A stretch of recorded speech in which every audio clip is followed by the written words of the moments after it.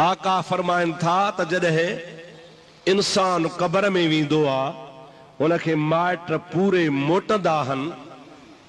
अताहु मलकान असवदान व अज़रकान। कब्र में ब मलाइका ईंदा आहिनि जेके कारे रंग जा हूंदा आहिनि। अखियूं हुननि जूं तमामु ख़तरनाक सूरत में हूंदियूं आहिनि।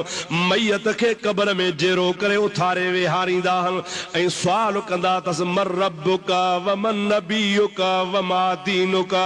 तुंहिंजो रब कहिड़ो आहे, तुंहिंजो नबी कहिड़ो आहे, तुंहिंजो दीन कहिड़ो आहे। हुज़ूर करीम फरमाइनि था शैतान अहिड़ो त तव्हांजो दुश्मन आहे जो मरण वारे टाइम ते कब्र में बि अंदर लंघे ईंदो आहे, तुंहिंजे आॾो अची बीहंदो आहे। मलाइक चवंदा तुंहिंजो रब कहिड़ो आहे? शैतान चवंदो आहे माॾे इशारो कर त मां तुंहिंजो रब आहियां। पोइ माण्हू भुलिजी बि चई सघे थो त इहो रब आहे जेको कब्र में आयो आहे। नबी से फरमाइनि था जाथे बांग ईंदी आहे उतां शैतान भॼी वेंदो आहे।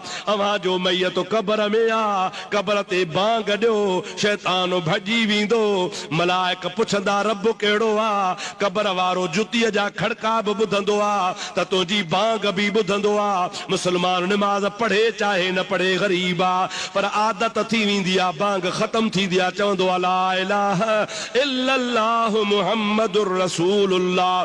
जंहिंमहिल कब्र ते बांग चइबी आहे मैयत ॿुधे थो पियो, ॿुधे थो त कब्र में कलमो भरे थो पियो। हिकु त कलमो यादि आयुसि, ॿियो शैतान भॼी वियो।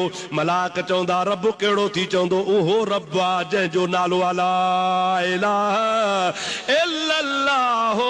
तुंहिंजो नबी कहिड़ो आहे? चवंदो मां हाणे कलमो भरियो आहे मुहम्मदुर रसूलुल्लाह। सच ॿुधाए त बांग मां फ़ाइदो थियुसि या नुक़सान?